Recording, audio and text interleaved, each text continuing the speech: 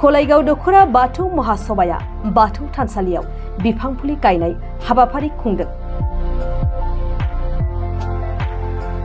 दिनै मुलुगनां आबहावा सान दुलाराय मुलुगजों लोगोसे उदालगुरि जिल्लानि खलाइगावनि सिङाव थानाय नाप्तिपारायावबो खलाइगाव दखरा बाथौ महासभाया गासै 500 बिफां फुलि गायनानै मुलुगनां आबहावा सान फालियो।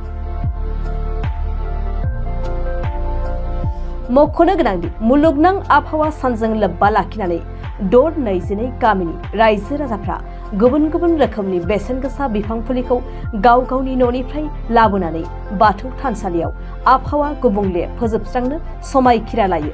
मख'नो गोनांदि बाथौ महासभानि आफादगिरि मंगलु राम कसारी आरो नेहाथारि उपेन्द्र राज बरुवा बे थानसालियाव 500 बिफां फुलि गायनायनि मोनसे हाबाफारि खुङो। बे हाबाफारिनि लोब्बायै समाज सिबियारि कृष्णकान्त बरुवा खौरांगिरिनि सिगाङाव मा फोरमायदों मिन्थिना लानाय।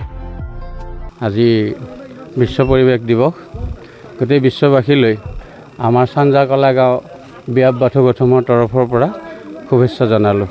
এটা ভাল দিন যে বিশ্বত এতিয়া পৰিৱেশটো লাহে লাহে গ্ল'বেল ৱাৰ্মিঙৰ নামত যিটো এটা ভয়াৱহ পৰিৱেশ সৃষ্টি হৈ আছে, তাৰ বিপৰীতে বিশ্ববাসীয়ে গছ ৰোপণ কৰি পৰিৱেশ ভাৰসাম্য ৰক্ষাৰ কাৰণে যি প্ৰচেষ্টা চলাইছে ই এটা ভাল খবৰ।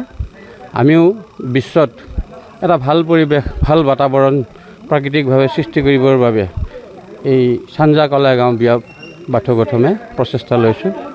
আজি আমি এই পৰিৱেশ দিৱসৰ সৈতে সংগতি ৰাখি 500 বিভিন্ন প্ৰজাতিৰ গছৰ পুলি ইয়াত ৰোপণ কৰিছোঁ। সৌন্দৰ্য বৰ্ধনৰ পৰা ফল ফুলৰ পৰা আৰু উপকাৰত অহা মূল্যৱান কাঠৰ পৰা আদি কৰি বিভিন্ন প্ৰজাতিৰ 500তকৈ অধিক গছৰ পুলি আমাৰ এই বিয়াব বাথৌ গঠমৰ অধীনত থকা 20খন গাঁৱৰ ৰাইজে সমবেত হৈ এই গছপুলিবিলাক ৰোপণ কৰিছোঁ। এইটো বিশ্ববাসীলৈ এটা আমাৰ ভাল খবৰ বুলি আমি ভাবোঁ। যি বৃক্ষৰোপণ হৈ আছে বহুতে সংৰক্ষণ নকৰে, যাৰ ফলত গছৰ পুলি মৰি যায়। হয়, বৃক্ষৰোপণটো প্ৰতি বছৰ হৈয়ে আছে, কি ক'ব? হয়, নাই আমি ইয়াত সংৰক্ষণৰ ব্যৱস্থা কৰিছোঁ। আপোনালোকে দেখিছে ইতিমধ্যে আমি প্ৰতিখন গাঁৱৰ পৰা এই যিবিলাক খাচাবিলাক সংগ্ৰহ কৰিছোঁ। প্ৰতিখন গাঁৱৰ ৰাইজে এখন গাঁৱৰ ৰাইজে 10টাকৈ খাচা প্ৰদান কৰিছে, 200 খাচা তেনেকৈ আহিছে। তাৰোপৰি আমাৰ ইয়াত এটা চৰকাৰীভাৱে আঁচনি চলি আছে। সেই আঁচনিৰ অধীনত আমাৰ ইয়াত ফেন্সিং হ'ব। ফেন্সিং হ'লে গৰু ছাগলীৰ পৰা এই পৰিত্ৰাণ পাব। যি চৰকাৰে এই ফেন্সিং ব্যৱস্থা কৰিছে তেওঁলোককো আমি ধন্যবাদ জনাইছোঁ।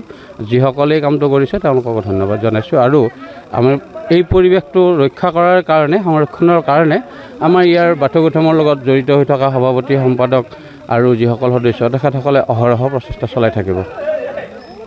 দিনে দিনে যান বাহন বা যান জঁট বৃদ্ধি আছে বা কল কাৰখানা, হয়, আৰু যিটো প্ৰদূষণৰ সৃষ্টি আছে, হয়, এই প্ৰদূষণৰ ক্ষেত্ৰত বা গছ পুলি ৰোপণৰ ক্ষেত্ৰত চৰকাৰে বিজ্ঞাপন দিয়ে কাৰ্য সামৰে, আপুনি কি ক'ব? ঠিক, মই চৰকাৰে বিজ্ঞাপন দি সামৰে বুলি নকওঁ, কিয়নো চৰকাৰেও ভাল কাম বহুত কৰি আছে। এতিয়া প্ৰদূষণমুক্ত যান বাহন ব্যৱস্থা কৰিছে চৰকাৰে। ইতিমধ্যে ডিজেল চালিত যান বাহন লাহে লাহে কমি আহিব, পেট্ৰল চালিত যান বাহন কমি আহিব। এতিয়া বৈদ্যুতিন বিদ্যুতৰ জৰিয়তে চলা বা বেটেৰীৰ জৰিয়তে চলা যান বাহনবিলাকৰ জৰিয়তে প্ৰদূষণটো কমি যাব। এতিয়া সেইটো চৰকাৰে ভাল কাম কৰি আছে। তাৰোপৰি এই যে পৰিৱেশ ৰক্ষাৰ কাৰণে বিভিন্ন আঁচনি লৈছে চৰকাৰেও বহুত কাম কৰি আছে। কিন্তু সেই আঁচনিবোৰ ৰূপায়ণ কৰোঁতে ক'ৰবাত হয়তো মধ্যভোগীৰ দ্বাৰা ভাল ধৰণে ৰূপায়ণ হোৱা নাই। আৰু আমি জনসাধাৰণেও সচেতন হোৱা নাই যে গছপুলি এটা ৰোৱাৰ পিছত তাক সংৰক্ষণ কৰিব লাগে। এই ব্যৱস্থাটো ভালদৰে হৈ উঠা নাই। মানুহৰ মনত সজাগতাটো ভালদৰে সৃষ্টি হোৱা নাই। গতিকে অকল চৰকাৰক দোষাৰোপ কৰিলেও নহ'ব, আমি সকলো সজাগ হ'ব লাগিব। আৰু ইতিমধ্যে ৰাইজ সজাগ হ'বলৈ আৰম্ভ কৰিছে।